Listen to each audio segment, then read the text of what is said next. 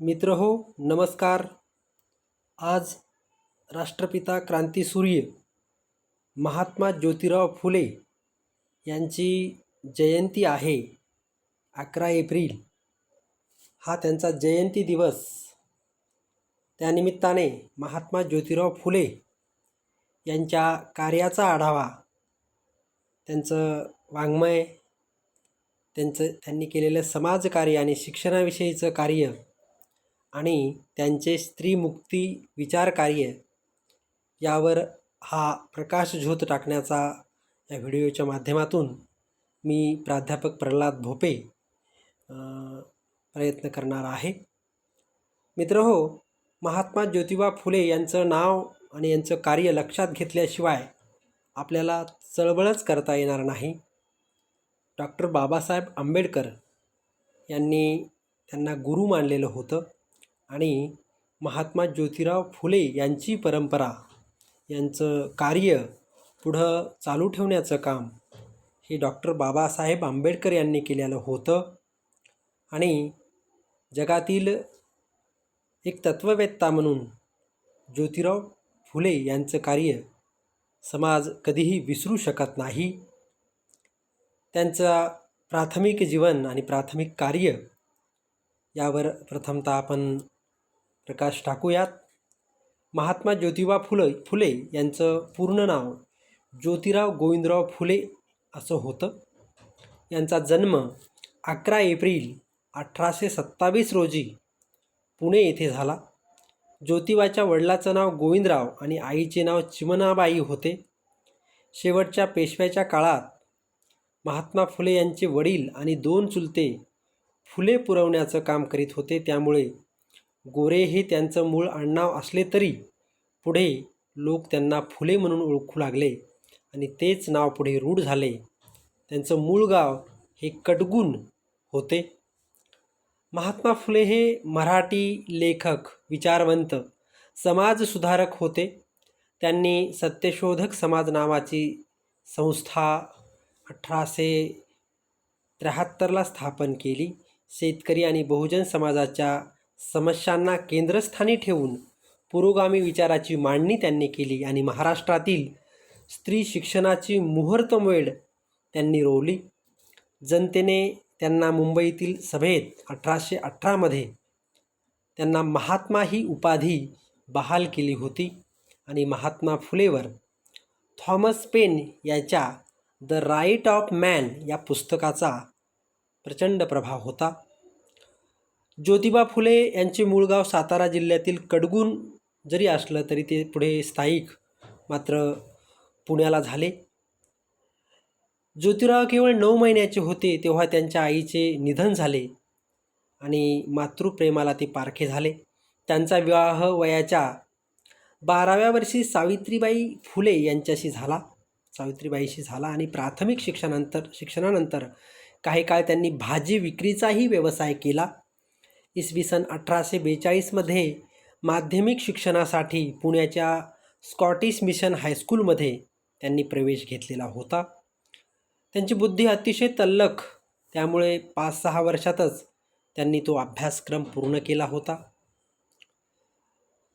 महात्मा ज्योतिबा फुले यांचं कार्य, सामाजिक कार्य, शैक्षणिक कार्य, आर्थिक कार्य आणि एकूणच स्त्री मुक्तीच्या संदर्भातलं कार्य उल्लेखण्याजोगं आहे. ऑगस्ट 1848मध्ये पुणे येथे बुधवार पेठेत भिडे यांच्या वाड्यात मुलींची भारतातील पहिली शाळा त्यांनी सुरू केली.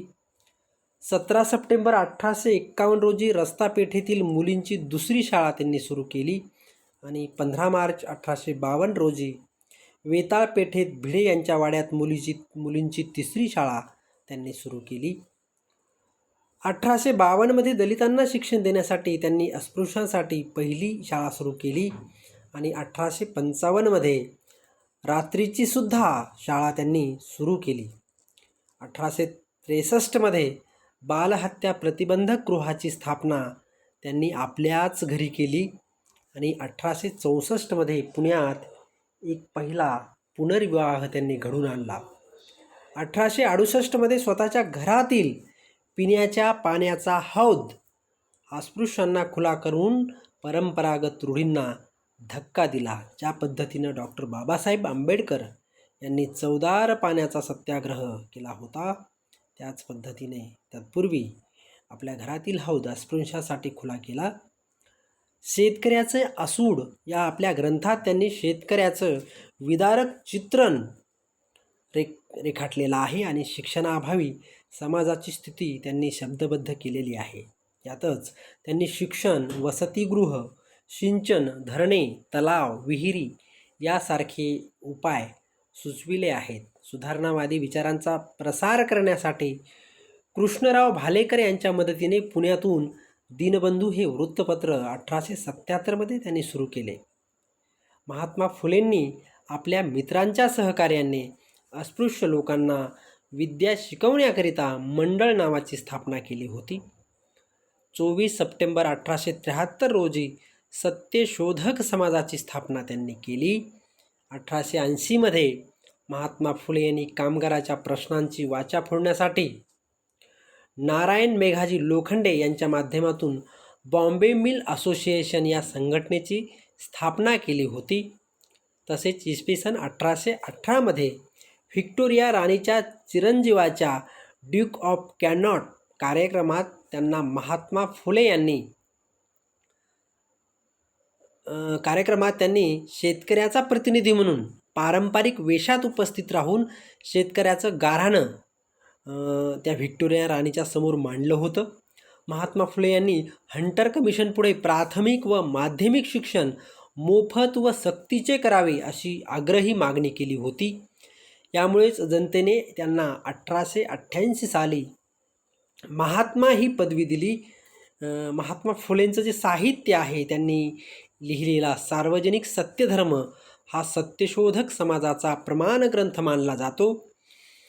सत्यशोधक समाजाचं मुखपत्र म्हणून दीनबंधू हे साप्ताहिक त्यांनी चालवलं.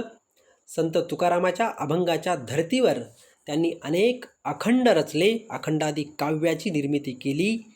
आपला गुलामगिरी ग्रंथ अमेरिकेतील कृष्णवर्णीयांना त्यांनी समर्पित केला. अस्पृश्यांची कैफियत हा महात्मा फुलेंचा अप्रकाशित ग्रंथ आहे. सार्वजनिक सत्यधर्म हा त्यांचा ग्रंथ त्यांच्या मृत्यूनंतर इसवी सन 1891 प्रकाशित झाला. विद्येविना मती गेली, मतीविना नीती गेली, नीतीविना गती गेली, गतीविना वित्त गेले, वित्तविना शूद्र खचले, इतके अनर्थ एका अविद्येने केले. माणसाच्या समूळ नाशाला अविद्या कारणीभूत आहे हे त्यांनी जाणलं होतं आणि म्हणूनच विद्या ही सगळ्यांना मिळाली पाहिजे, तो अधिकार आहे. ज्ञान नाही, विद्या नाही, ती घेण्याची अक्कल नाही, तयास मानव म्हणावे काय सावित्रीबाई फुलेने त्यांच्या काव्यातून सांगितलं. आणि त्यांचं जे कार्य आहे ते कार्य त्यांनी सातत्यानं पुढं चालू ठेवलं. त्यांनी तृतीयरत्न नावाचं नाटक 1855 लिहिलं. छत्रपती शिवाजीराजे भोसले यांचा पोवाडा कुळवाडी भूषण पोवाडा गातो छत्रपती शिवरायाचा भोसलेंचा अशा प्रकारचा पोवाडा की छत्रपती शिवाजी महाराज हे खऱ्या अर्थानं कुळवाडी भूषण होते. सह्याद्रीच्या कड्या कपाऱ्यामध्ये असणाऱ्या मावळ्यांना एकत्रित करून सर्वसामान्याचे रयतेचे लोककल्याण प्रजाहितदक्ष राजा ते होते. हे त्यांनी त्या पोवाड्याच्या माध्यमातून प्रथमतः जनतेला सांगितलं. विद्या खात्यातील ब्राह्मण पंतोजी हाही पोवाडा त्यांनी लिहिला. त्यांनी लिहिलेले जी पुस्तक आहे ते ब्राह्मणांचे कसब 1869 त्यांनी लिहिलं. गुलामगिरी नावाचं पुस्तक 1873 लिहिलं आणि सत्यशोधक समाजाची 3ऱ्या वार्षिक समारंभाची हकीकत ते अहवालही त्यांनी लिहिला. त्याचबरोबर पुणे सत्यशोधक समाजाचा रिपोर्ट अहवाल त्यांनी लिहिला. हंटर शिक्षण आयोगापुढे सादर केलेलं निवेदन त्यांनी लिहिलेलं होतं. शेतकऱ्याचा आसूड महात्मा फुले यांचे मलबारीच्या 2 टिपणाविषयीचं मत हा निबंध त्यांनी लिहिला.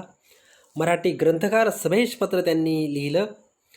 सत्सार इशारा ग्रामजोशासंबंधी जाहीर खबर जाहीर प्रकटन मामा परमानंद यास पत्र सत्यशोधक समाजोक्त मंगलाष्टकासह सर्व पूजाविधी पुस्तक आणि अखंडादी काव्यरचना 1887मध्ये त्यांनी लिहिली आणि महात्मा फुले यांचे विलपत्र मृत्यूपत्र 10 जुलै 1887ला त्यांनी लिहिलं आणि शेवटचा ग्रंथ सार्वजनिक सत्यधर्म हे पुस्तक त्यांचं आपल्याला सांगता येतं. मित्रहो, अतिशय मोठं असं काम त्यांनी त्यांच्या कारकिर्दीमध्ये केलेलं दिसून येतं आणि स्त्रियांच्या दृष्टीने महात्मा ज्योतिबा फुले भारतातल्या स्त्रीमुक्ती चळवळीचे संस्थापक होते असे मानले जाते. पण खूप वेळा ज्योतिबाचे नाव सांगणारे ज्योतिबांचा विचार दुर्लक्षित करतात आणि स्त्रियांच्या प्रश्नाविषयी असे निश्चितच झाले आहे असे दिसते. करू पाहिलं नमन ज्योतिबाला, ज्यानं स्त्री मुक्तीला जन्म दिला असे म्हणणारे लोक केवळ ज्योतिबांच्या स्त्री शिक्षणाच्या कामाविषयी बोलतात. खरे म्हणजे याच्या पलीकडे जाऊन ज्योतिबांनी एक केवळ ब्राह्मणी कुटुंबात नव्हे तर बहुजन समाजासह एकूण कुटुंबातील पुरुषांच्या एकाधिकारशाही विरुद्ध आणि व्यभिचाराविरुद्ध हल्ला केला. तेव्हा त्यांच्या काही पुरुष सहकार्याबरोबर सुद्धा त्यांचे भांडण झाले. ही वस्तुस्थिती आहे. शिक्षणाची स्तुती करणे सोपे आहे, पण ब्राह्मणांनी ब्राह्मण्याला विरोध करणे अवघड असते. तसे पुरुषांनी पुरुष प्रधानतेला विरोध करणे सुद्धा अवघड असते. हे स्पष्ट नाही का? वस्तुस्थिती अशी आहे की मुलींच्या शाळा काढणारे आणि सर्व त्रास सहन करून शिकविणारे ज्योतिबा फुले व सावित्रीबाई फुले यांचं चित्र नेहमीच आपल्यासमोर आहे. पण ताराबाई शिंदे यांच्या बाजूला उभे राहून सर्व पुरुषी एकाधिकारशाहीवर हल्ला करणारे फुले आपल्याला फारसे दिसत नाही. ही ऐतिहासिक शोकांतिका आहे. आज स्त्री मुक्ती चळवळ ग्रामीण, दलित, आदिवासी स्त्रियांपर्यंत पोहोचून नवीन टप्प्यावर उभी राहत आहे. अत्याचार विरोधी लढ्याच्या चौकटीत न राहता स्त्रियांचे वेगवेगळे प्रश्न हातात घेऊ लागली आहे आणि स्त्रियांचा वारसा हक्क, मालमत्तेचा हक्क, राजकीय सत्तेत स्त्रियांचा सहभाग, परित्यक्ता स्त्रियांचे हक्क, घटस्फोटित स्त्रियांचे हक्क असे प्रश्न लढ्यात घेतले जात आहेत. याचबरोबर जुनी जातीयवादी पितृसत्ता कुटुंब संस्था नष्ट करून नवीन समताधिष्ठित कुटुंब संस्था प्रस्थापित करण्याचे प्रयत्न चालू आहेत. कुटुंब संस्थेत पुनर्रचना करण्याचे आंदोलन ज्योतिबा फुल्यांनी 125 वर्षापूर्वी केले. परित्यक्ता स्त्रियांचे प्रश्न मांडून स्त्रियांचा अधिकार स्थापन करण्याच्या दृष्टीने नवीन सत्यशोधक विवाह पद्धत, सार्वजनिक सत्यधर्माची नवीन नीतिमूल्ये त्यांनी मांडली. या सगळ्यात त्यांचे खरे महात्म्य होते. ब्राह्मण आणि त्यांचे ब्राह्मण्य सोडून बहुजन कष्टकऱ्याच्या किंवा जाती व्यवस्थेविरोधी चळवळीत सहभागी होऊ शकतात. तसेच पुरुष आणि पुरुषी वर्चस्ववादी प्रवृत्ती सोडून स्त्रीमुक्ती चळवळीचे सहकार्य करू शकतात. याचा महत्त्वाचा ऐतिहासिक पुरावा म्हणजे महात्मा ज्योतिराव फुले यांचे कार्य होय. मित्रहो, ज्योतिबांचे स्त्री शिक्षणाविषयीच्या कार्य त्या संदर्भानं मी आपल्याशी संवाद साधणार आहे. 1848मध्ये फुल्यांनी त्यांच्या सामाजिक कार्याचे पहिले पाऊल म्हणून पुण्यात मुलींसाठी पहिली भारतातील शाळा सुरू केली आणि यानंतर त्यांनी एक समिती स्थापन करून आणखी 2 शाळा उघडल्या. दलित महारमांग मुलांसाठी एक शाळा सुरू केली. स्त्री शिक्षिका मिळत नसल्यामुळे त्यांची बायको सावित्रीबाई यांनीच शिक्षिका म्हणून काम सुरू केलं आणि त्याचा सर्व त्रास, अपमान, शिव्या सहन करून ज्योतिबांच्या बरोबर ठामपणे उभं राहिलेल्या त्या सावित्री होत्या. सत्यशोधक समाजाच्या स्थापनेपासूनच मुलींना शिक्षण देणे हे समाजाचे महत्त्वाचे ध्येय होते. 1882मध्ये हंटर शिक्षण आयोगापुढे सादर केलेल्या निवेदनाच्या शेवटी फुले म्हणतात, सरतेशेवटी मला शिक्षण आयोगाला एक विनंती करावयाची आहे. ती ही आहे की त्याने स्त्रियांमध्ये प्राथमिक शिक्षणाचा प्रसार आणखी मोठ्या प्रमाणावर होईल अशा प्रकारच्या योजनांना संमती द्यावी. शूद्रांना शिक्षण मिळावे, विज्ञान मिळावे, तसेच स्त्रियांना शिक्षण व विज्ञान मिळावे हे ज्योतिबांच्या सामाजिक कार्याचे एक अत्यंत कळीचे अंग होते. खरे म्हणजे शिक्षण हे 19व्या शतकाच्या सामाजिक परिसरात एक महत्त्वाचे अंग बनू लागले होते आणि आधुनिक शिक्षण घ्यायचे, विज्ञान शिकायचे, आधुनिक भांडवली युगाचे तंत्रज्ञान हातात घ्यायचे अशी प्रवृत्ती वाढू लागली होती. वैयक्तिक पातळीवर शिकलेल्या युवकांना नोकरी मिळू शकते, तर राष्ट्रीय दृष्टीने नवीन विज्ञान तंत्रज्ञानाच्या साहाय्याने देशाला ताकद मिळते असा विचार होण्याचा तो काळ होता. याचबरोबर स्त्री शिक्षण हा समाज सुधारणेच्या चळवळीमधला एक महत्त्वाचा कार्यक्रम झाला. ब्राह्मो समाज, आर्य समाज यापासून ते महाराष्ट्रातील धोंडू केशव कर्वेपर्यंत समाजसुधारकांनी शाळा, शिक्षण संस्था, कॉलेज सुरू करण्याचा कार्यक्रम हाती घेतलेला होता. समाज सुधारणेच्या या सर्व प्रवाहामध्ये ज्योतिबांचं वेगळेपण काय होते हे समजून घेणं अत्यंत महत्त्वाचं आहे. शूद्र, अतिशूद्र मुलींना शिक्षण देऊ पाहणारे ज्योतिबा फुले आणि मध्यमवर्गीय, उच्च जातीय, भद्रलोक या प्रकारच्या थरातील मुलींच्या शिक्षणासाठी प्रयत्न करणारे सुधारक यांच्या शिक्षण देण्याविषयीच्या एकूण भूमिकेमध्ये फार मोठा फरक होता. जुन्या सरंजामी जातीय समाजामध्ये स्त्रिया, शूद्र व अतिशूद्र यांना शिक्षणाचा हक्क नव्हता. अगदी प्राचीन काळात मातृवंशीय किंवा मातृकेंद्रित समाजामध्ये स्त्रियांना महत्त्वाचे स्थान होते. मोहनजोदारो सारख्या सिंधू संस्कृतीच्या शहरामध्ये स्त्रिया संस्कृती प्रमुख होत्या, विदुषी होत्या असे उल्लेख येतात. पण याबाबतचा नेमका इतिहास आज उपलब्ध नाही. नंतरच्या काळात गॉर्गी, मैत्रेयी सारख्या विदुषी स्त्रियांची उदाहरणे आहेत. पण पुढे प्रस्थापित झालेल्या ब्राह्मणी पुरुषप्रधान समाजाला मात्र स्त्रियांचे शिक्षण पटण्यासारखे नव्हते. स्त्रियांना घराशी बांधून ठेवण्याचा व्यवहार सुरू झाल्यानंतर, जाती व्यवस्था सुरू झाल्यानंतर स्त्रियांना मोकळेपणाने शिकण्याचा अधिकार पूर्णपणे बंद झाला. संस्कृत नाटकामध्ये फक्त ब्राह्मण पुरुष व राजे संस्कृत भाषा बोलतात, तर बाकी सर्व शूद्रातिशूद्र पुरुष आणि सर्व थरातल्या स्त्रिया प्राकृत म्हणजे बोलीभाषा बोलतात.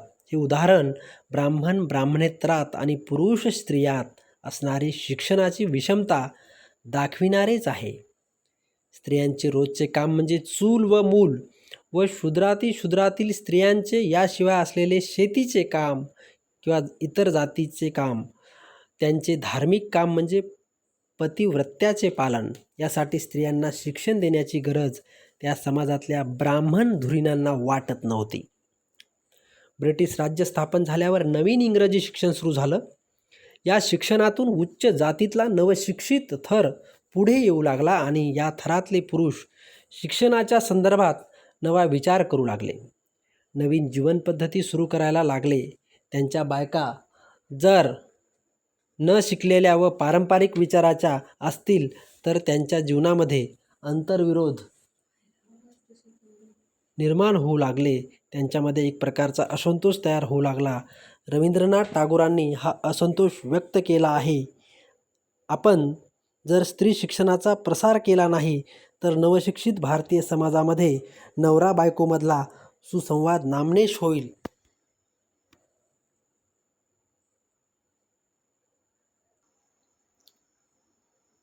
काहींना स्त्रियांच्या दुय्यम स्थानाविषयी, त्यांच्यावर होणाऱ्या अत्याचाराबद्दल राग येऊ लागला.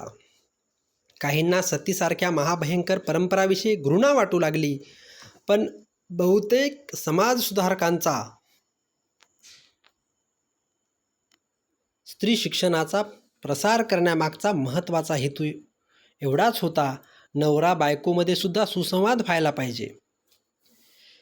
अशा पद्धतीने सुप्रसिद्ध समाजशास्त्रज्ञ श्रीमती वीणा मुजुमदार यांच्या हेतूचे चांगले विश्लेषण ते करतात की शिक्षण स्त्रियांना त्यांच्या कौटुंबिक भूमिका बजावण्यापासून दूर वळविणार नाही, उलट ते बायका आणि आया म्हणून त्यांची कुवत वाढवेल आणि समाजावरील पारंपरिक मूल्यांचा पगडा मजबूत करेल.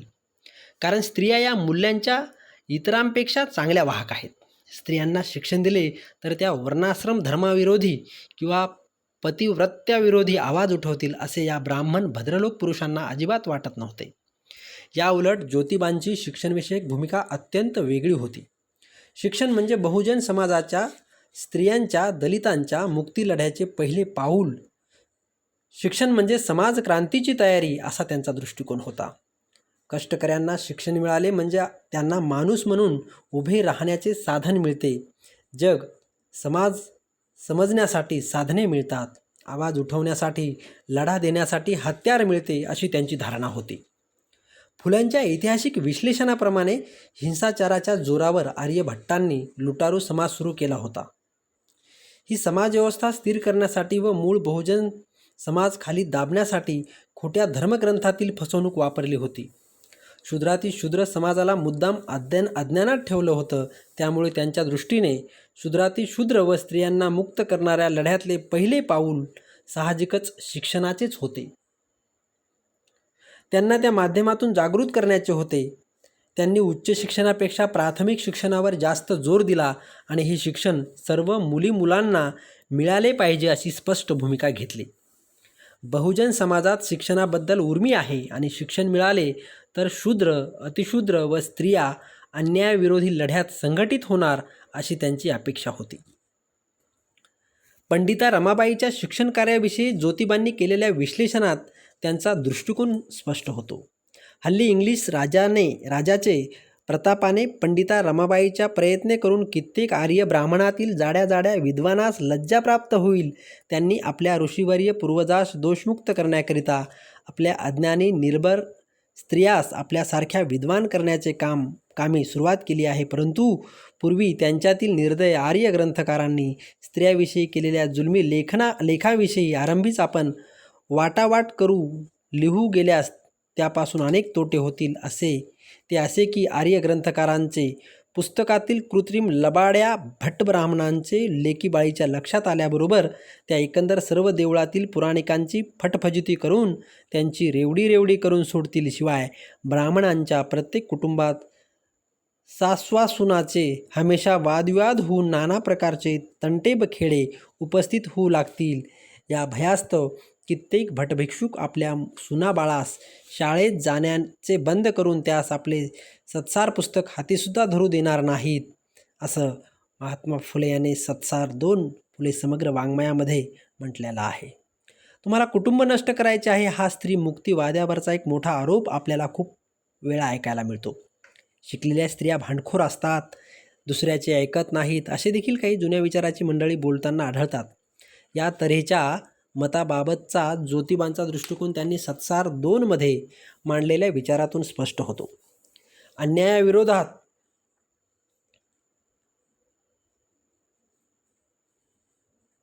लढण्यासाठी, फसव्या परंपरा सोडून देण्यासाठी शिक्षण आवश्यक आहे असेच त्यांचे मत होते. त्यांनी केलेल्या पंडिता रमाबाईच्या स्तुतीमध्ये पितृसत्ताक कुटुंबपद्धती मोडायला पाहिजे ही त्यांची भूमिका स्पष्ट होते.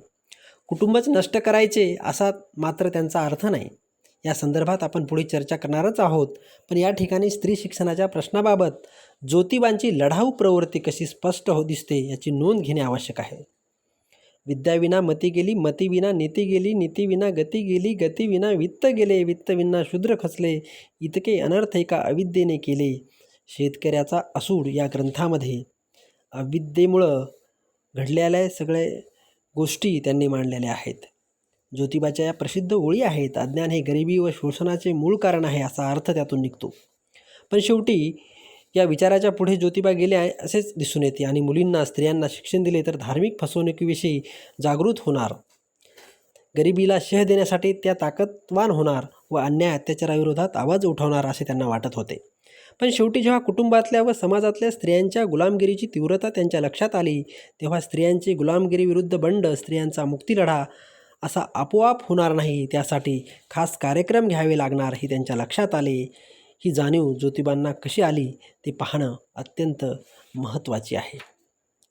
महात्मा ज्योतिबा फुले, सावित्रीबाई आणि बहुजन समाज कुटुंब या संदर्भात आपण विचार जेव्हा करू लागतो त्यावेळेस 1880च्या दशकापर्यंत ज्योतिबांचे स्त्रियांच्या संदर्भातले काम केवळ शिक्षणाच्या प्रश्नापुरते मर्यादित राहिले. स्त्रियांची गुलामगिरी व शूद्रांचे शोषण यांचा जातीव्यवस्थेशी कसा संबंध आहे हे दाखवण्याचा त्यांनी प्रयत्न केला आणि शूद्राती शूद्र जनतेचे भटशाही आणि ब्रिटिश नोकरशाही यांच्यामुळे निर्माण झालेले दारिद्र्य कष्टकरी स्त्रियांना भोगावे लागत होते. त्याचबरोबर त्या पुरुषसत्ता आणि ब्राह्मणी धर्माची फसवणूक यांच्या बळी होत्या. ज्योतिबांनी स्त्रियांना सगळे समान हक्क मिळाले पाहिजेत असा आग्रह धरला. पण बहुजन दलित समाजातल्या स्त्रिया व पुरुष यांचे एकाच पद्धतीने शोषण होते असे त्यांचे सुरुवातीचे मत होते. त्यामुळे ज्याप्रमाणे पुरुषांसाठी त्याचप्रमाणे स्त्रियांसाठी शिकणे हा उपाय आहे असे मत त्यांनी मांडले. 1880 नंतर मात्र या दृष्टिकोनात एक महत्त्वाचा बदल घडलेला दिसून येतो. कुटुंबात होणारी दडपणूक जशी ब्राह्मण कुटुंबात होते तशीच ती बहुजन दलित समाजातील कुटुंबामध्येही होते हे त्यांच्या लक्षात आले. त्यांनी दडपणुकीचे वर्णन विश्लेषण द्यायला सुरुवात केली. स्त्रियांसाठी व पुरुषांसाठी वेगळे नियम लागू आहेत. स्त्रियांनी पतिव्रता म्हणून आयुष्यभर नवऱ्याची सर्व प्रकारची सेवा केली पाहिजे, पण नवरा मात्र स्वतःच्या इच्छेप्रमाणे कसाही वागला तरी चालते, या प्रकारावर त्यांनी जोरदार हल्ला करायला सुरुवात केली. आज आपण या प्रकारे स्त्रियावर अन्याय करणाऱ्या व्यवस्थेला, स्त्रियांच्या खास शोषणाला कारण असणाऱ्या पद्धतीला सत्ताकता किंवा पुरुष प्रधान म्हणतो. म्हणजेच फक्त शेतकरी शेतमजूर म्हणून नव्हे, केवळ कामगार किंवा शूद्राती शूद्र म्हणून नव्हे, तर स्त्री म्हणून स्त्रियांचे खास शोषण होते याची नोंद यातून घेतली जाते. पितृसत्ताक शोषणाची जाणीव ज्योतिबांना झाली आणि ते अशा शोषणांचे वर्णन करून त्यावर हल्ला चढू लागले. फुल्यांच्या विचारातले हे महत्त्वाचे परिवर्तन होते. त्यांच्या लेखनात आणि समाजकार्यात घडून आलेले हे परिवर्तन केव्हा आणि कसे झाले हे पाहणे अत्यंत महत्त्वाचे वाटते. आज स्त्री मुक्तिवाद्याचे एक महत्त्वाचे म्हणणं आहे की वैयक्तिक हे सुद्धा राजकीय आहे. वैयक्तिक जीवनात, दैनंदिन कौटुंबिक कारभारात स्त्री पुरुषांचे जे सर्व संबंध तयार होतात त्यात दडपणूक, प्रभुत्व, संघर्ष, बंड अशी सर्व प्रकारची राजकीय लक्षणे आहेत आणि सामाजिक पातळीवरील राजकारणाचा एक पाया अशा वैयक्तिक कौटुंबिक रचनेमध्ये आहे. त्याचबरोबर आपल्या वैयक्तिक कौटुंबिक अनुभवातून आपली राजकीय सामाजिक भूमिका मोठ्या प्रमाणात ठरली जाते. हे ज्योतिबांच्या जीवनात झालेले दिसते. 1850 ते 1880 या काळात हिंदू कुटुंब संस्था हा एक मोठा सामाजिक प्रश्न बनला होता. पण या संदर्भातली सगळी चर्चा, वादविवाद ब्राह्मणी कुटुंबापुरते मर्यादित होते. अशा कुटुंबातले विधवांचे स्थान, स्त्रियांचे लग्नाचे वय याभोवती हे वाद चालू होते. ब्राह्मणामध्ये किंवा ब्राह्मणी धर्माचे नियम लागू होणाऱ्या कुटुंबामध्ये, तथाकथित खानदानी जातीमध्ये नवऱ्याच्या मृत्यूनंतर स्त्रियांचे दुसरं लग्न होण्यावर बंदी होती. स्त्रियांचा दुसरा विवाह होऊ शकत नव्हता आणि मुलींची लग्ने अगदी लहान वयात जेव्हा वयाने मोठ्या असलेल्या पुरुषाशी होत असत. त्यामुळे उच्च जातीमध्ये विधवांचे प्रमाण आणि विशेषतः बालविधवांचं प्रमाण फारच मोठं होतं. विधवा म्हणून सासरी राहताना घरातल्या इतर पुरुषाकडून लैंगिक अत्याचार होत होते आणि त्या काळात ही वस्तुस्थिती फार गंभीर चर्चेचा विषय बनली होती. ज्योतिबांनी याविषयी फारच कडक भाषेत लिहिले आहे. ते लिहितात, 60-70 वर्षाच्या जर्जर झालेल्या बोथऱ्या खल्लड जरठासी आर्यभट्टांनी पूर्वी लग्न लाविलेल्या स्त्रिया मरताच त्यांनी लावण्यवती अशी अज्ञानी मुलीबरोबर पुन्हा संबंध करून त्या अबलांचे तारुण्यात माती कालवितात. परंतु बालपणी वैधव्य आलेल्या अज्ञानी मुलीने मात्र पुन्हा द्वितीय संबंध करू नये म्हणून कडेकोट प्रतिबंध करून प्रचारात आणला आहे व याचे परिणाम खाली लिहिल्याप्रमाणे होतात. पतिव्रतेचा पोकळ आव आणणाऱ्या अति निर्लज्ज आर्य आपल्यातील अबला व पंगू भावजया व सुना तारुण्याच्या भरात आल्याबरोबर त्यांचा रात्रंदिवस पाठलाग इतका करतात की त्यांची सहजच आडमार्गी पावले पडतात. असे झाले म्हणजे त्यास अब्रूकरिता नाईलाज होऊन गर्भपात करून बालहत्या कराव्या लागतात. अशा कुटुंब पद्धतीला धर्मग्रंथातून मान्यता दिली असल्यामुळे आणि हा व्यवहार उच्च जातीचे लक्षण मानले गेल्यामुळे तो बहुजन समाजातसुद्धा उतरू लागला होता. याविषयी फुले म्हणतात की आर्य ब्राह्मणांनी ही दुष्ट चाल प्रचारात आणल्यामुळे भोळसर, अज्ञानी, कुळवाडी, सोनार वगैरे जातीतील लोकांनी त्यांचा कित्ता घेतल्यामुळे ते भट्टाप्रमाणेच आपल्या सुनाबाळास त्याच प्रकारच्या संकटात पाडतात. हे त्यांनी सार्वजनिक सत्यधर्म पुस्तक व फुले समग्र वाङ्मयामध्ये पृष्ठ क्रमांक 361 नमूद केलेला आहे. या सर्व वर्णनातला प्रमुख भर ब्राह्मणी कुटुंब पद्धतीविरोधी आणि बहुजन समाजावर होत चाललेल्या या पद्धतीच्या प्रभावाविरोधी आहे. पण प्रश्न इतके सोपे नव्हते. या संदर्भातल्या समस्यांना ज्योतिबांना स्वतःच्या जीवनात तोंड द्यावे लागले. सावित्रीबाई ज्योतिबांची जीवनसाथी होती आणि ती आयुष्यभर त्यांच्या बाजूला उभी राहिली हे सर्वांना माहीत आहे. त्यांना मूल झाले नाही आणि शेवटी त्यांनी एक ब्राह्मण विधवेच्या, काशीबाई नावाच्या अनाथ मुलाला दत्तक घेतले. त्यांनी त्यांचे नाव यशवंत ठेवले आणि इत्यादी माहिती सर्वज्ञात आहे. या सर्वांचा कुटुंब पद्धतीच्या संदर्भात किती मोठा सहभाग होता हे समजून घेणे फारच महत्त्वाचे आहे. हिंदू धर्माच्या रूढीच्या दृष्टीने मुलगा हा वंशाचा दिवा समजला गेला आहे. मुलगा असेल तर तोच श्राद्ध वगैरे धार्मिक रूढी परंपरा वारस म्हणून आचरणात आणू शकतो. ही धर्मातली फार मोठी भावना आहे. त्यामुळे एक का होईना मुलगा पाहिजे. हा नवरा बायकोच्या दृष्टीने महत्त्वाचा नियम आहे. ज्या स्त्रीला मुलगा होत नाही त्या स्त्रीला किंमत नाही अशी भावना आहे. अशा स्त्रीला आजही नवरा टाकून देतो किंवा मुलगा होण्यासाठी दुसरे लग्न करतो. त्या काळात तर ज्योतिबा व सावित्रीबाई यांच्यावर फारच मोठा दबाव आला असेल, सावित्रीबाईंना सोडून देण्यासाठी किंवा दुसरे लग्न करण्यासाठी. पण ज्योतिबांनी यातले काहीही केलं नाही. दुसरं लग्न केलं नाही. रक्ताचा वंश तयार करण्याचा प्रयत्न करण्याऐवजी एका विधवेच्या, अर्थातच अनैतिक संबंधातून झालेल्या मुलाला त्यांनी दत्तक घेतले. जवळच्या नातेवाईकापैकी कुणाच्या मुलाला दत्तक घेतले नाही. यामुळे केवळ ब्राह्मण समाजात वादळ झाले असे नाही, तर माळी समाजाकडून, नातेवाईकाकडून त्यांचा कडाडून निषेध केला गेला. त्यांच्यावर सामाजिक बहिष्कार टाकण्यात आला. ज्योतिबा आणि सावित्रीबाईंना वडिलांचे घर सोडून वेगळे राहावे लागले.